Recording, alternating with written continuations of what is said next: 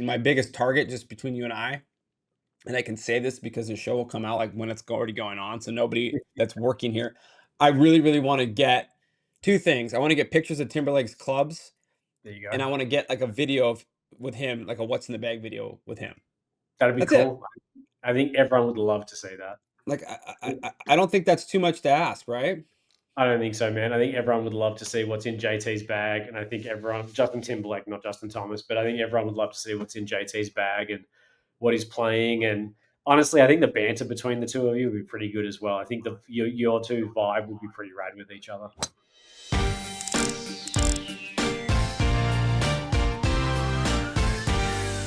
Okay, welcome to episode 282. Jesus, of fully equipped 282. 282 of fully equipped uh here on the golf.com platform of podcasts. This show with me and Wade.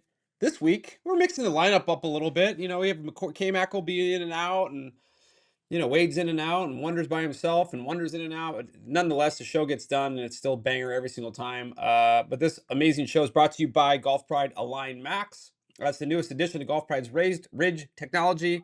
Features a higher, longer, and firmer ridge that runs the full length of the grip. Wade, for increased hand placement and shot making versatility, 25% higher ridge than the original Align Maximum ridge. So really quick, I just had a set of Mizuno irons built on the truck by Mr. Kyle Hammond Build, and he put these grips on my clubs, and he said that the ridge on these things is violent. So good that he would call it violent. Yeah, a really good friend of mine, Jack, not Jackie Boy, Jack, a different Jack, Mm-hmm. actually just put them on all of his clubs. And honestly, I've never seen him play anywhere near as well as he has. He was so much more consistent in regards to where the ball was going, his start line, and everything. And he's not the greatest golfer in the world, but he's not the worst golfer in the world either. But definitely, probably one of the better rounds I've ever seen him play. It's all about face control. All So about it's all face about control. this. It's all about really what it's about. Raise is the revolutionary raised ridge fits into the hand's natural contours, guiding fingers to find their ideal grip for more consistent hand placement and a more repeatable swing, i.e., more face control. Wade.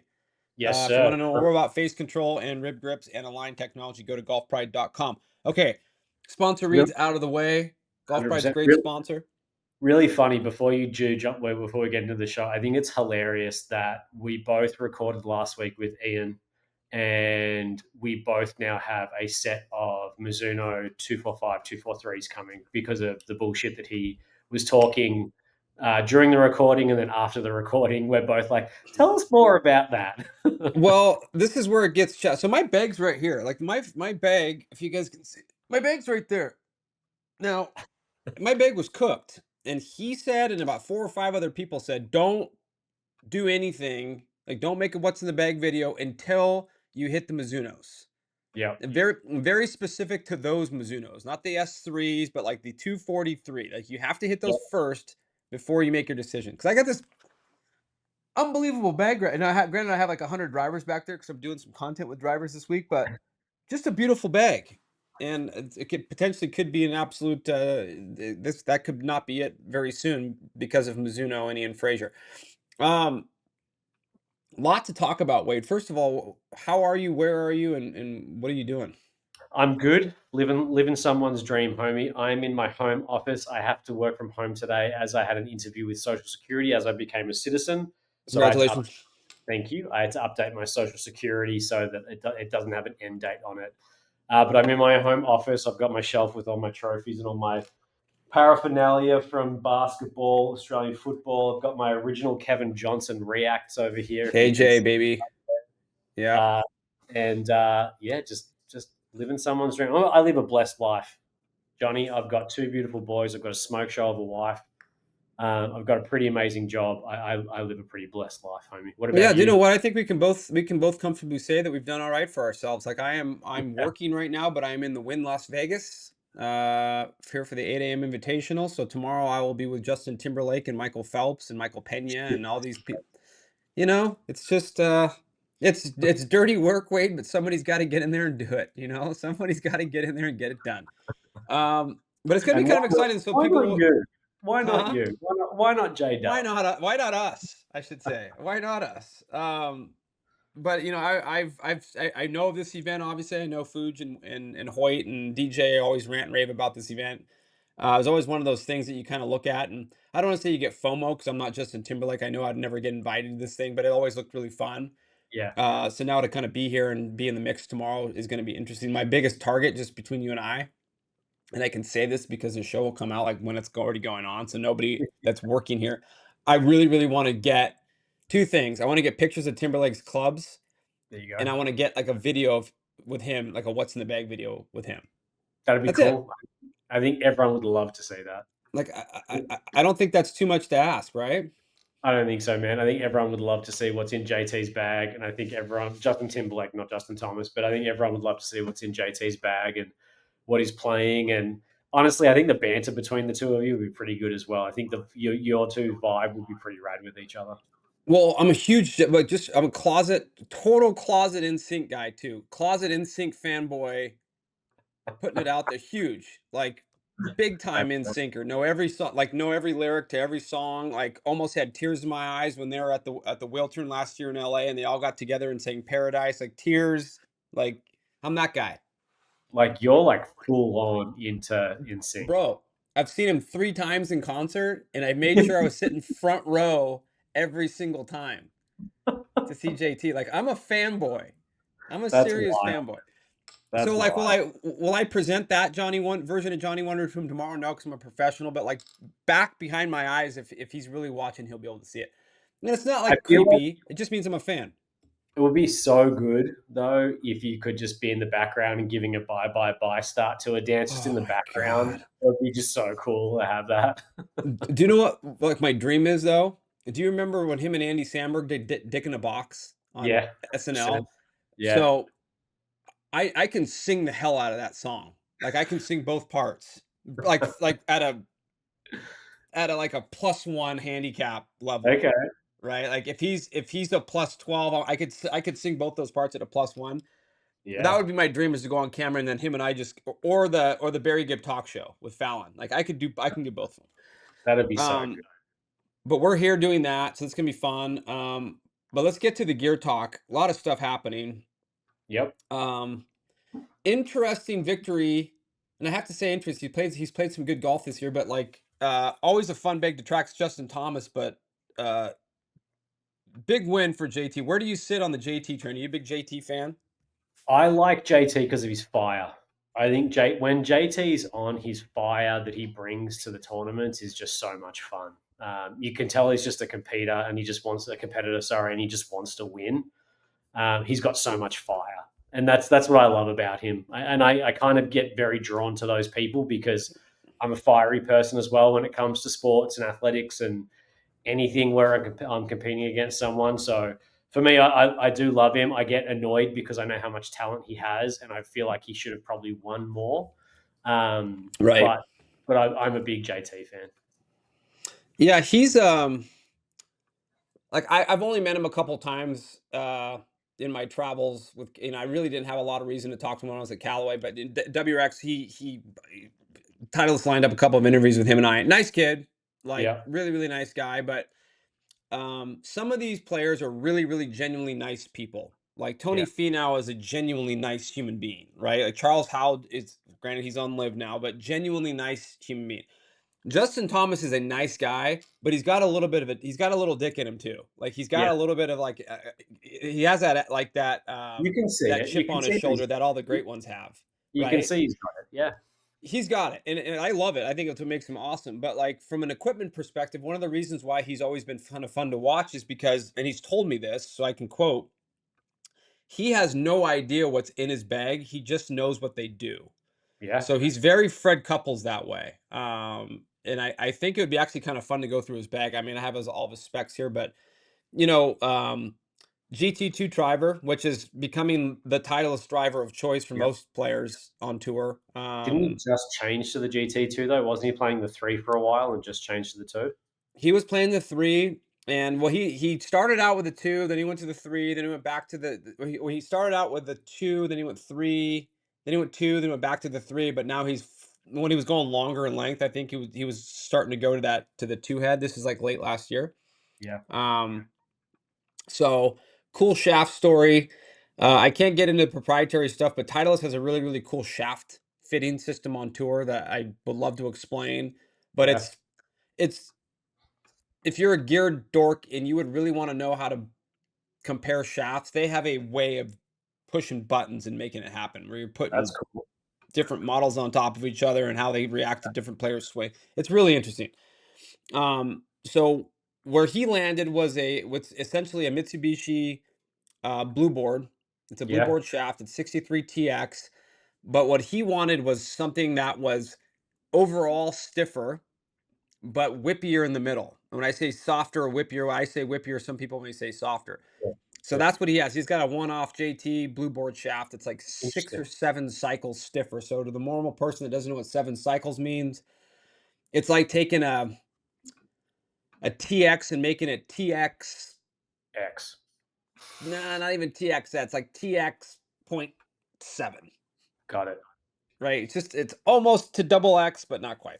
Got it. Um, and he just liked the feel. He liked something that was really stiff in the handle, really stiff in the tip, and just kind of a bullwhip in the middle. And that's essentially what he's got. So, I'm starting to see that as a trend coming out with shaft companies. Are you seeing it too, where they're bringing things out that have got softer or whippier middle sections? mhm, Like, Artera's new shaft has got that softer middle section. yeah, There's a lot of companies coming out that they're saying, "Hey, we're bringing out a new shaft," and they always have that soft middle, which is interesting. I can't hit them to save my bloody life. Like every right. time I hit them, I can't. I need stiff, stiff, whippy, yeah, whippy in the tip and stiff in the butt section and stiff in the mid. But it's definitely a trend that's coming on board, and I think you're going to probably notice a lot more graphite design shafts come out too because they are a lot softer in the midsection as well. Yeah, that's kind of where I'd say of all the shaft companies, they're probably most consistently focusing on the middle of the big shaft companies. Yeah, But yeah, you're right. I mean, with Artera specifically, just looking at the middle of the shaft. I know, Mitsubishi hasn't really done that in the past. Most of these big brands, Fuji, they're big handle fans and big, tip of the shaft fans, or just make it really fucking stiff across the board. yeah, Um, I think for most players, um, having a little bit of give in the middle helps. Like you have to feel the shaft kick a little bit. And shafts are so personal to each players, but the shaft should kick. Now, unless you're like Rocco Mediate that swings in a big circle at not very fast, but like he doesn't want the shaft to move at all. yeah, So if the shaft moves for somebody like Rocco, it's chaos. He doesn't know how to play. yeah. So he's just used to it, swinging like a telephone pole. So he actually just went to is that did he go to he's in an 83 gram driver shaft now, Rocco is. 83 TX. He's in a That's so heavy. I know, but he's a psycho. But it doesn't for him, he hits it further, oddly Yeah, true. enough. Sure. Whatever So, works. and he's one of those players, and we'll get back on JT in a second, but he's like one of those players that it doesn't matter what driver you get him, he's gonna hit. It's gonna be 148 ball speed, 12 launch, 2600 spin. It's gonna start a couple ticks to the right, and it's gonna fall to the left with every club you give him. You said when you were staying with him recently that he mucked around with the Cobra driver that you were testing, and he really liked it. Did he end up getting into it, or has he gone back to the old faithful? Well, so we have that video coming out here pretty soon of him Okay. testing the LS head, the X head, the draw head, and then both of the 3 woods. He really liked, I'm not going to give away the video. He really liked one of the drivers and really liked one of the 3 woods. Yeah. Okay. So if he was going to swap from his ping into something else, it would be those Cobra woods. Interesting. But that's a fun video that we did, and we're gonna be doing some with Charlie Howe, more Rocco, where we just pick a company, Yeah. order all their stuff, and just have him give it a whack. Where it got really fun with Rocco is when we started hitting the draw heads, and he starts commenting on, I like the way that this looks. I like what that did out of the toe.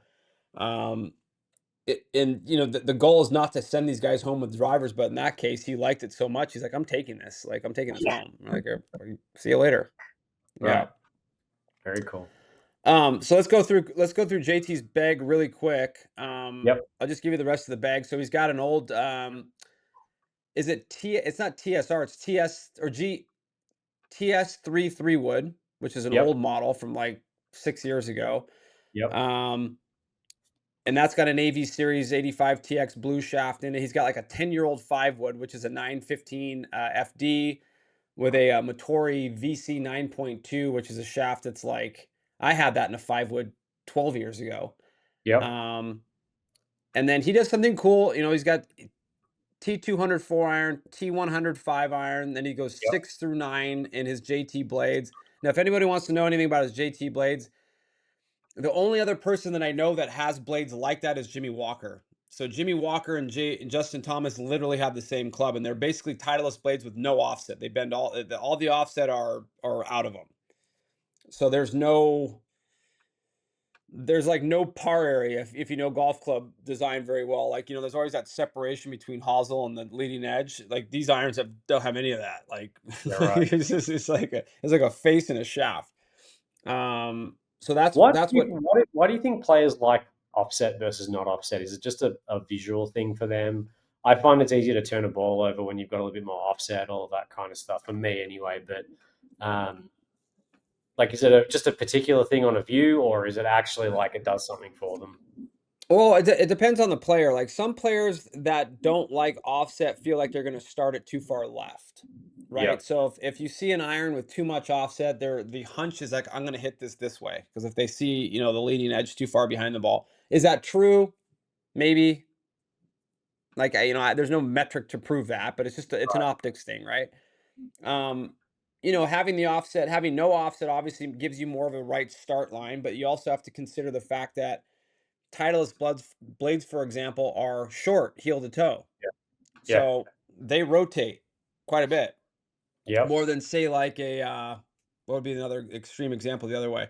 Like the Nike P7 TWs. That's like a long blade length, right? So you notice that like the Titleist blades have kind of a pinch toe, Yeah. like so the which raises the center of gravity, um, and brings the center of gravity when it's heel to toe shorter, brings the center of gravity closer to the hosel. So the head's going to rotate. The longer Yeah. it is out there, which on tour they call it like the longer arm, the Mm. head's the rotation rate's going to be a little bit slower, and the ball's going to want to start right. So if you think of the cutters of the golf ball, the guys hit it straight.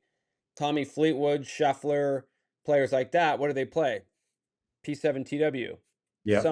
A blade player that draws it, like say Justin Rose, he plays Two. Mira blades Yeah. that are 502. short. Yep. So that's one kind of marker to look at if you're on our pictures or go to WRX, or you go anywhere and see what's in the bag picks. Um, if you're really paying attention, you can kind of figure out what their shot preferences are by how long the blade lengths of their clubs are. And Yeah. it's not 1-to-1, but it's pretty fucking close to 1-to-1 ratio. Got it. It's good to know. And then he goes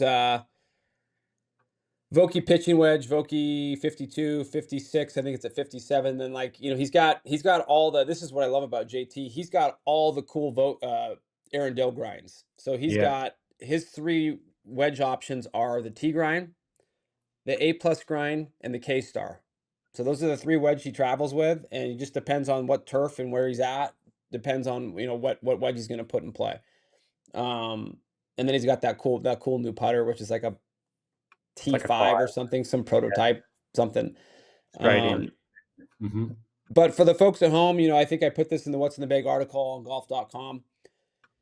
Normal players not going to play a lot of the clubs in JT's bag, but Wade, as you know this, like the one thing that he does cool that I love is the fact that he plays with a ton of loft. He plays across the bag, besides the driver and the 3-wood, but his 5-wood's almost 20 degrees aloft, and then he goes just normal loft progressions like you and I would have played when we were kids. So he's got 23-degree 4-iron. His pitching wedge Yep. is almost 48.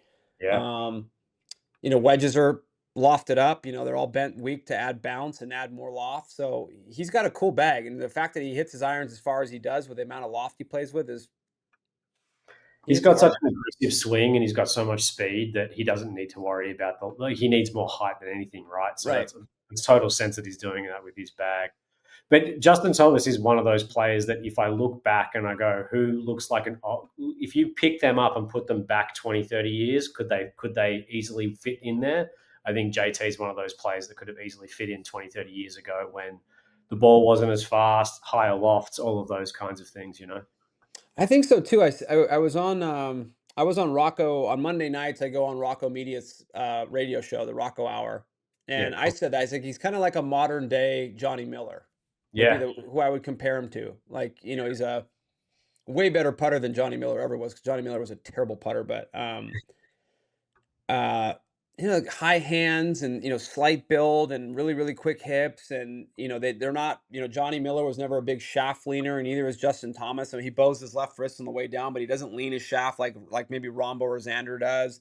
yep, He's got very very good mechanics, but if you're gonna find a person, if you're gonna find a player out there to have a slider build that hits it hard, like pound for pound long, you're he's not going. pound for pound long. Yeah, he Um, really is. he is. He's very very fast. Which is that's why he's fun to watch. He's my size. I mean, I'm 5'10", 164 pounds or something. He's probably 5'10", 170. Yeah. So I'm way more better looking than he is, but that's an argument for another day. Hey, he's a better Um, golfer. You're better looking. You got to take him where you can, right? you take your wins where you can take your wins. But he's got Titleist deal, Grayson deal, millions of dollars, lives in Yeah, West Palm, and you have to talk to me every Wednesday. Wade and I have to talk to each other. Anyway, cool bag for the folks at home. It's on golf.com. It's all up there. We're going to start doing some more deep divey stuff into some of these bags, but do you want to know the biggest trick with his bag? One, he doesn't know anything about it. If you ask him what shafts are in his woods, he has no clue. He JJ Van It's wild. Wezenbeek does everything. And that's what he told me like maybe 5 or 6, it could have changed, but 5 or 6 years ago, that's kind of what he told me. And the Yeah, only other person on the planet that I know that's like that is Freddie Couples. got it. Is John Rahm a bit like that as well, where he's like, I just Mm. like this shaft, that's why I'm staying with it, or is he just because he was in that looked like an Aldilla for ages, wasn't he? He was in The the great, green, the Aldo the Green Tour yeah, forever, and he legitimately outgrew it. So this is kind of what happened with Rombo. It's actually kind of a cool story. So when Callaway signed him from TaylorMade, uh, the shaft that he was actually going with year to year with Callaway was the shaft that they pulled out of his, I guess it would have been his sim driver okay, when he was with TaylorMade. So they just pulled the cog off of it and buffed it down and put it in. So his gamer driver on tour had literally the same shaft in it for like 6 or 7 years, right? yeah, And if you guys go back and watch videos of John Rahm, his tempo got faster. So if you it did, watch him in his rookie year, he went from, I don't want to say a slower or syrupy swinger, but his swing had kind of a rhythm to it. And as he got into 2021, 2022, the kind of the pace of his swing got a lot faster, right? The tempo got faster, a lot snappier, a yeah, lot more explosion more into the violent, ball. really violent on the Yeah, downswing. Yeah, right. Especially with the driver. hmm, Now he drove it better. He created speed, and I think a lot of that was speed training. A lot of what they'll tell you in speed training is you got to get it back to get it going. You got to get it going back fast to get it going fast, right? yep, And I think as he got stronger and his mechanics got better, and year in and year out, I think at some point last year, um, when he starts going south, the ball starts kind of going left and staying left. Like yeah, he doesn't, the big overcut for him isn't his big miss. Like he doesn't hate that. It's when he's trying to hit that cut and the ball's going left and like staying left. yeah, And he was getting a lot of that with that tour green, so they brought him to ECPC and kind of said, hey, look, let's try some shafts. So the shafts that they tried were Ventus Black, which he ended up in 7X. He tried that, and this is at the time it was a prototype shaft, but that graphite design brown one, the brown yep, and white one that yep. Ryo Ishikawa uses, that one was actually Is that came the in G? second. No, it's called Yeah, let you me should, find it real quick. Let me find it. but that almost made it in the bag. Like that one was like that was right in the hunt. And I It's think there was yeah, it's the GC Tour AD GC. GC. Okay. Yeah, And then I'm pretty sure whiteboard was the third one that was in the yeah, mix. interesting. Um, but you give a player like John Rahm, like he's the perfect Ventus Black player. He pulls in the handle hard. He's fast. He's violent on the way down. He needs stable. So the tour green was a very stable part, but it actually had parts of it, like we talked about at the top of the show. Parts of Yeah, that shaft were actually quite whippy. There's mm, parts of that shaft that would kick. yeah, And when you have a kind of a pulley, quicker tempo, if you can't time up the kick every single time, you're inviting chaos. Yeah, So I guess the difference would be the easiest way I can explain it to like the consumer. Ventus Black John has to make kick. got it. He's got to get it to kick on his own. Yeah, These other shafts that he had were going to kick no matter what he did. They were gonna create kick. Where Ventus Black, you got to the handle stiff, the middle stiff, the tip stiff. So you got to pull on it hard to get it to really kick, yeah. and that's the difference. So um, so anyway, he did that, and the rest is history. He's been. I mean, if you guys watch that, which is probably the greatest piece of golf content I've seen ever, is the Josh Allen, John Rahm versus Phil Mickelson and Grant Horvat. Have you watched any of that? It's pretty funny. And when Josh Allen changed their things to meters, and it took them 2 or 3 holes to work that out, it's so funny. I mean, the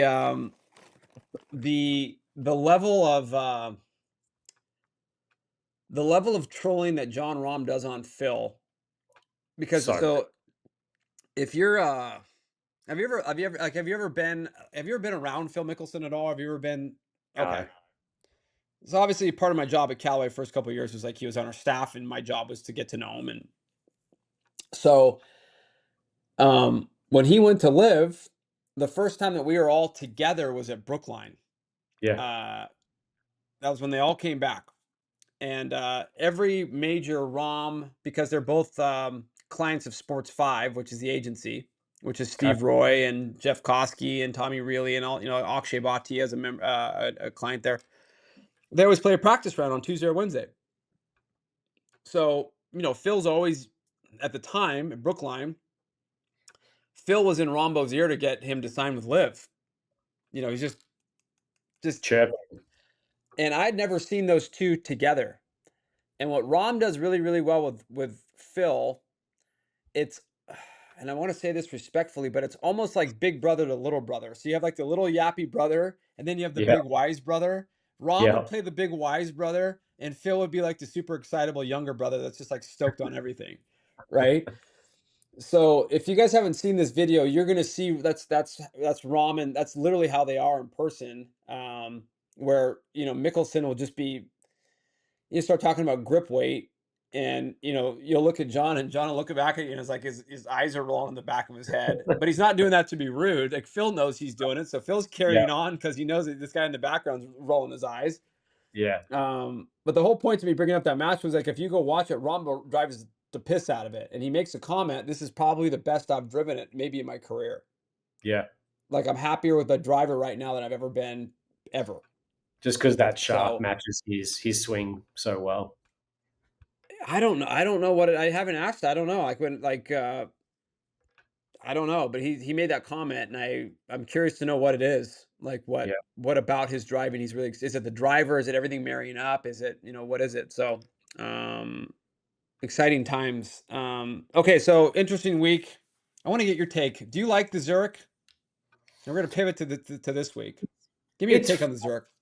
I think it's fun, but I think it's a stopgap in between the season. That's what it is for me. Like I think it's fun to see the 2 man games and what have you, but it's not something that I sit there getting excited for. I think it was good last year when Rory joined on, Right. um, but outside of that, it's always kind of been a B grade kind of a tournament to me.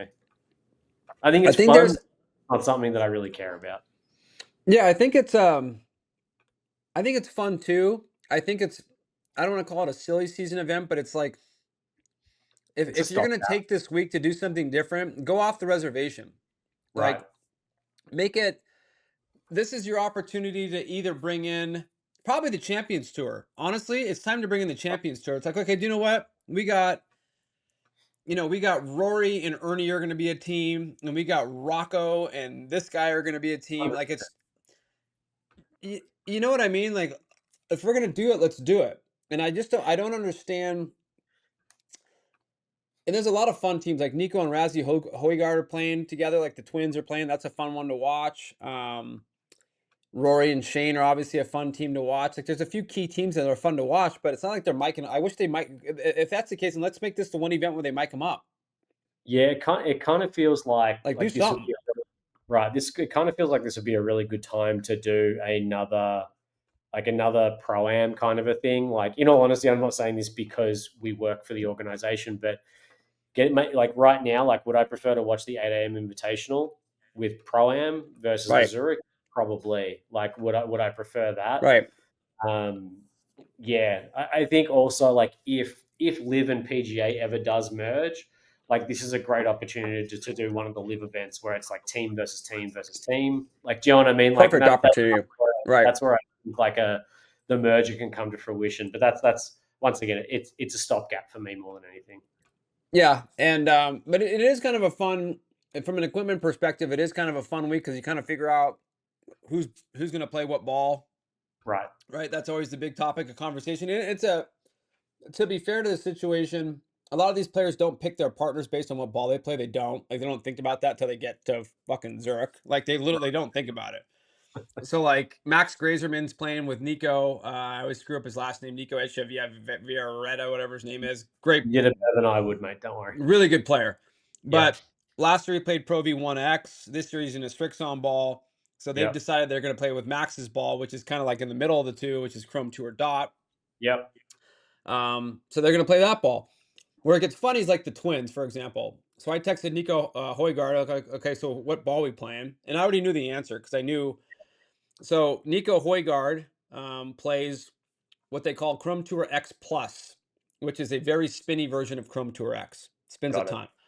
His brother plays Chrome Tour X, which is slightly less spinny. Yep. But Rasmus Højgaard is on the verge of Tour X being too spinny for him. So Nico making him play his ball Yeah. would give Rasmus a meltdown. So Nico's going to play the normal Tour X because he knows that if he introduces his brother to his ball, it's going to be a meltdown. Like, he won't even know how to play. So he's like being the kind brother that I am. I'm going to play the Tour X just so Rasmus doesn't have an emotional breakdown in the middle of the golf course like on hole 4. And if you haven't Um, seen, just so you know, you just posted that video where you're with those two going through their bags and all of that kind of stuff. So you should go check that out too. It's a pretty fun video to watch. oh yeah, it's a long one too. It's It like is, but 40. it's fun. It's like a 45-minute. I probably talk too much as I tend to do, but It those are happens. t- those are two players that I got to know really really well when I was at Callaway.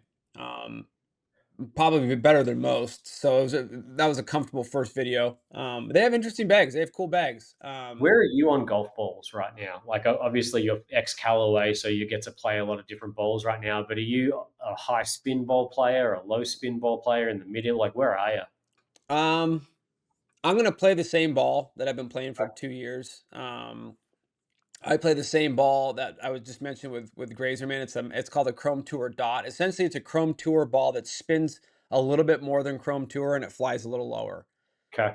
And the reason I don't know why that ball's worked so well for me, but like whenever I would go to ECPC or if I was working on something or trying a new, whenever I introduced that ball, because they all kind of spin around the greens. Like, all the Callaway balls are pretty efficient around the greens, right? Some are the Chrome Tour is softer than the Tour X. It's a firm ball.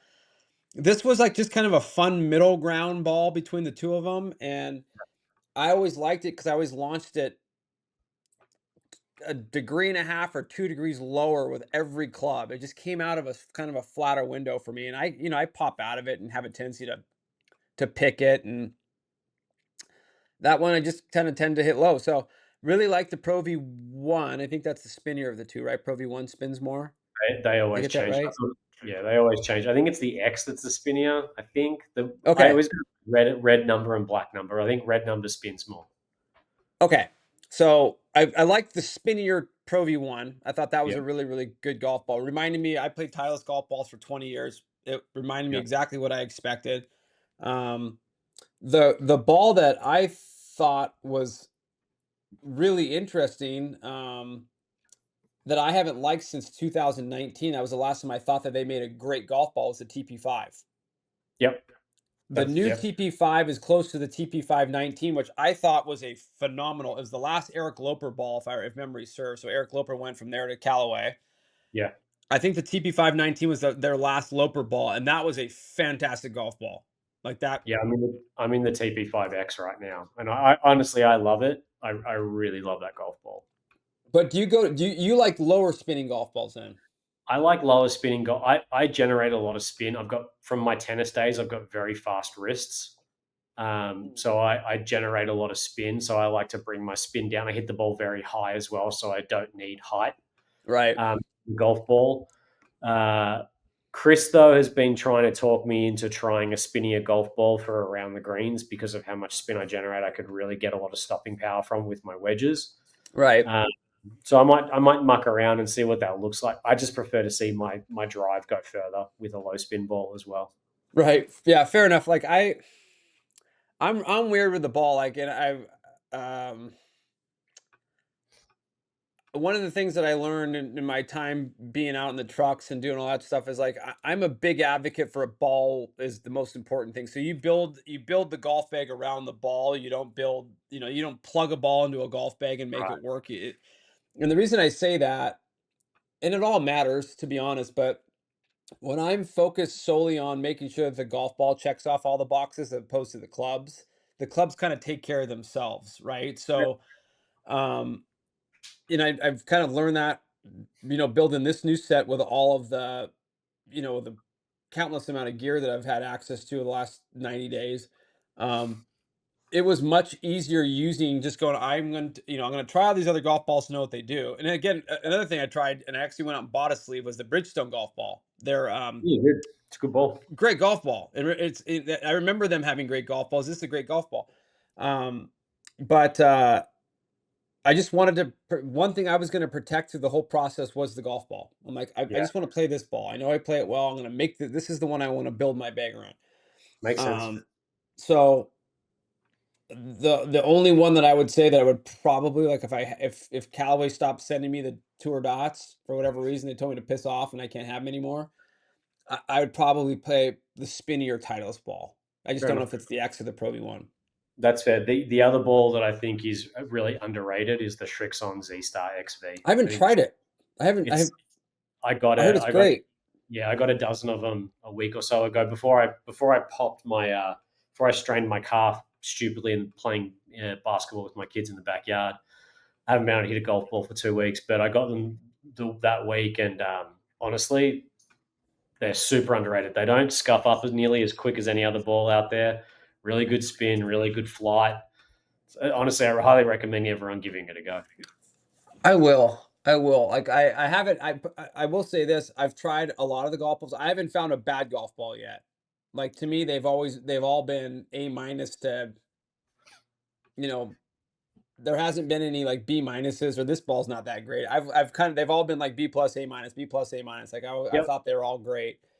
Um, but yeah, I think for the consumers out there, the people that are listening to the show that are gearheads or whatever, if you find a golf ball that you like and you trust it and you just kind of know what it does, if you're good enough to create a level of consistency with a golf ball, guard that golf ball with your life. Yep. Because once you start playing golf ball whack-a-mole, then everything else, in my opinion, everything else has to change, right? Great. And how often do we go as gear idiots? How often do we go like, I want to try this low spin ball. I want to try this high spin ball. I want to try this without making any changes to your clubs. It's like I'm just going to go play and become a different person. Yep. Uh, it's not wise.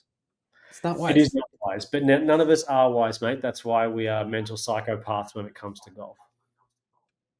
I know, but why? But why? Why? My girl asked me this. She goes, I heard you tell her. I was talking to Brian LaRoche from, Brian Golf is a good buddy of mine. Yep. And he's like, I heard you tell him that your bag is set, that you're really excited about your golf clubs. And I'm like, I am. I'm super stoked. She's like, then why do we keep getting boxes to the house? She's like, can't you just tell him that you don't want to try anything anymore? I'm like, well, I kind of have to try stuff.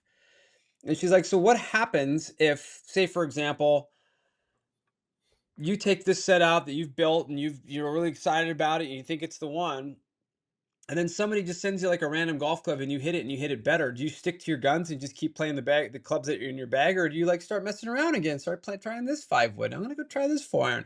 She's like, where does it end? It doesn't.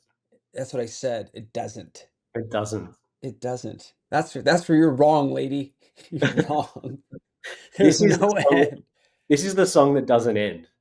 It No. goes on and on, my friend. You know It's what I the mean? Like, it's on Spotify when you have the it has the repeat, and then it has the repeat with the one. It's the yeah, repeat one. It just keeps it going does. like over and over and over again. Um Because we're not the problem. The gear is, right. So that's why we're switching the gear all the time and testing and seeing. This is how stupid we are.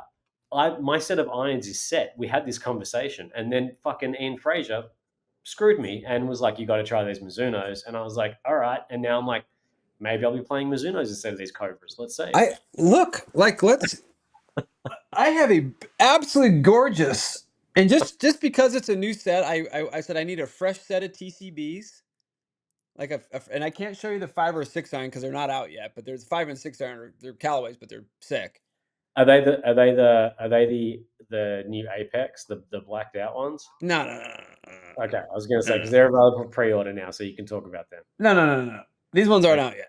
Trust me, okay, like that's one launch cycle I know like the back of my hand. Like these ones haven't launched yet. perfect, N- perfect. but it's just a lovely looking set of irons. And Fraser's like, yeah, you should, you should, and somebody else told me the same thing. Like, yeah, you should totally check out the Yeah, Mizunos. You got to hit them. Like, just maybe go demo them, right? Maybe go to like a true spec and just go hit them. I'm like, I don't do that. Like, I order the set, right? You gotta order the whole set. You go to your little note things on your phone and you start putting the specs in your phone. And yeah. you start asking questions of yourself because so I like obviously went online and watched Ian's what's in the bags. He's got two what's in the bags with those irons in. I did the same thing. I know. Just to get just almost like a hype song. Like I want to get hyped. I want to get excited about them. I just texted Blake, who used to be a master fitter at TrueSpec, and now he's at a different company. But he did a video for TrueSpec about the 245s, 243s, and 241s, and I was like, hey, I've got this set coming, but I've got 4, 5, and 6 in the 4.5 and the 4.3, and I'm going to combo it. Where should I break my combo? And he just texted me. I haven't seen what he said yet. See, Kyle Hammond, who's my buddy on the Mizuno, he's the builder on the Mizuno Yeah. truck on tour. He said to me, don't with the 243s. He said the 243s are players irons, but they're hot. Yeah. Like Okay. they're out there. And which I found the same experience with the ZXI 7. They're Got it. hot. They're a little hotter than Yeah. they have been in the past. So he goes, You're totally fine playing 4 iron in the 245 and then going 5 through wedge in these other ones." Got He's it. like, "They're Okay. plenty forgiving, they're plenty long, all that stuff." So I'm gonna try it. He's like, "If you want a 5 iron in the 245 gray," he's like, "just let you know the 245s are hot. Okay. They're really hot." There you So go. he's like, "You're gonna have a gapping problem." So, Unless you change the loft, but yeah, well, that's what Ian did, and he bent, but I don't know if he bent them weak though. It's like he went through his loft progression on his video. it was 5 degrees everything until it got to the wedges, and it was 4 degrees. He said. Yeah, but his 4 iron was 20 degrees and his 5 iron's 24 degrees. See, my 4 iron's 22 and a half degrees and my 5 iron's almost 26 degrees. Right. Yeah, So, we'll see when they come, but I'm excited for it. I think it's going to be good, and it's always fun to yeah. test. You know what I mean? But Yeah, but what do I you don't know. do? Like, what do you do here though? Like, just look. Let me just grab this. This thing. Look at this. Look at this thing. It's brand new. It's It's perfect. gorgeous. It's beautiful. It's Just beautiful. It's absolutely perfect. gorgeous. So I you am I know really gonna pull this out of my golf bag? This beautiful craftsman's I mean, if look, I've craftsmanship, and seen then put I've these seen Mizunos in photos of there? I've seen photos of the 243s that are coming your way, and they are also quite stunning, I um, know. especially the stamping they put on it for you. But yeah, I mean, if your goal is to play better golf and it's a better iron for you, then yeah, you're going to put those in. I know, but when has that ever been the goal though? It's like, I know. That's what I mean. Like, it's just all about having rad shit. And people going, "Oh, that's sick," and I'm like, I know. do you know what? At this point in my game, like I was talking to Fraser about that the other night, about really like digging in. Like I'm Yeah, gonna have a studio in Toronto. I'll have a hitting bay. I can really work on my game. I can hit 400 or 500 balls a week now and really, start to practice. Yeah. But the problem is I'm gonna get in there, I'll do my content and I'll, do the podcast and do all that stuff, but there'll be 4 hours a day where I'm in there just pulling stuff out of my bag. Let's try this Tinkering. one. Let's make this 7 iron go 190. Let's make this, let's just because I'll have a loft and line. I mean, I'll have access to everything. I have a loft and line machine. I have the whole gamut. Like it's like a recovering crack addict getting put back and they're just giving him his own lab to Here's make what your would own be a crack. fun thing for you to do, especially when you get your setup done. Do the Johnny Wunder Frankenstein set. Every iron from 4 through pitching wedge is a different iron. Yeah. And be like, this is the best 4 iron. This is the best 5 iron. This is the Do, best 6 do, iron. do you know who wants to do that? Like genuinely wants to do that? Charles Howell. He's Does he like, dude, you know really? what I want to do? He's like, I want to get sets from everybody in the same spec, and I want to hit Srixon, Mizuno, Callaway, all the 4 irons. Pick the best 4 iron. He's like, I don't care if they're uniform anymore. Yep. It doesn't matter. Like, I don't care. I don't. Why do they need to all be the same set? He's like, so if I end up with 9 different companies in a 9 iron set, so be it. Right. I don't care. I'm like, well, Exactly. that's Because good. here's what I say. It does make a difference. Like I have this conversation with the guys at the office all the time. Mizuno and Srixon have the best 9 iron and pitching wedge look out there. Like when you Yeah, look that's down, fair. That's they fair. look incredible. And straight away, I'm like, okay, cool. If I was to build that Johnny Wonder Frankenstein bag, it's going to be a Srixon or a Mizuno in that 9 iron pitching wedge position. But I love the look of the Cobra 3D printed 4 iron, and that thing goes like there's no Oh, it tomorrow. looks so good. Those Do you irons. know what I That's mean? Like, another problem. I have those irons sitting in my house too. Like just so a lot of the irons that I've gotten them in the box, opened them, took them to the bay, hit them, got a sense for them, and then put them. The Cobras, because I kind of need to. They're there to remind me. Those are the ones that I actually left in my office on the wall. So they're yeah, still there. When I walk in, they're like right there. So I can just yeah, grab a 7 iron off the wall and walk around with it. Everything else I put away, but for whatever subconsciously for whatever reason, I kind of left those ones out. it's because they're awesome. They're just out there. Like Yeah, I could put them away tomorrow. I could literally put them away. I have a Cobra box empty. I have a place to store them. Those ones just sit there and they just yep, look along with this like little nifty 5 wood that they made me. And for some reason, I feel like at some point they'll probably make it in the bag. Like I'll just start they pulling will. stuff out. And anyway, No, I none of think you've these got. are. Go ahead. I was going to say, I think you've got a hard stop, don't you? I do, but this has been more therapeutic than anything. Um, Hey, it's Wade's World Psychology Couch Session. Let's go through it, Wonder, and and get through it. yeah, but to what end? There is none. That's the beauty of. Look, I'm a sneaker collector. If I showed you my I've had 2 houses now that I've lived in the United States, and both of those I've built custom closets just for my shoes. Well, you're that guy. I grew up in footwear. I launched Nike SB in Australia. I had a pair of the Freddy Kruegers. Like I before I moved to America, I had like 300, 400 pairs of shoes. What? Yeah. What's your most prized possession? The I've got a pair of the Atmos Air Max ones. They're my favorite shoes of all time. I don't even know what that is. You just said that like you could have said 962B or something. I have no fucking idea what you just So said. like you know how like you'll sit there talking about, hey, remember this bloody driver from 1982, blah blah blah. Right. I do that with footwear. Where do you land on Curry shoes? I like them. I've never actually had a pair, but I do like the look of them. I like what he's trying. He's trying something different, and I appreciate that. And I really like the logo, the 3 logo. I Yeah. think that's really cool. But I've never worn a pair of his shoes, but I do like what he's doing with them. It kind of reminds me of it's like a new version of what Nike was doing with their original running shoes. In Yeah. regards Yeah. Yeah. to Yeah. Yeah. Yeah. Yeah. Yeah. I'll buy into that. So that's all I have is the Curry shoes. Like I used to yeah, have a bunch of Nike stuff, but in the last 2 years, I just all I've been getting is just the Curry stuff because it fits me good and it's comfortable. And I believe in buying. I believe in buying what you like versus the hype, unless you're Chris McCormack and you're buying prescription shoes. That's where I draw the line. Does he have prescription shoes? No, they're the Mm. ones where you go get fitted for them and you sit on the thing and then they got No, it no, that's looks not for nice. me. He's changed. I got he's wearing Jordan ones now and all of that kind of stuff. We're good, but that's kind of where I draw the line. But my favorite silhouette of all time is the MX1. See, Uh, my favorite sneaker of all time is the black patent black 11s. they're great. The You Jordan can wear them 11s, with the a Space tuxedo. Jams. The Space Jams are a great shoe. The Jordan 11 is a beautiful looking shoe. My favorite Jordan of all time is the Jordan 6. That's a good one too. Yep. And Justin Timberlake's favorite Jordan is the Jordan 3. Interesting. So you can press him on that as well. Well, we have obviously a lot. Uh, we have a lot to do this week. We have Yep. responsibilities, so we're gonna have to cut this show a little short. But Wade, as always, It's a you know, pleasure, honey. it is, and these are turning into FaceTime calls between you and I that were just happening to record. So, Right? uh, I don't even know why we do these reads anymore. Like it's like I don't even know if these people get any benefit out of it. It's just a I don't FaceTime think call.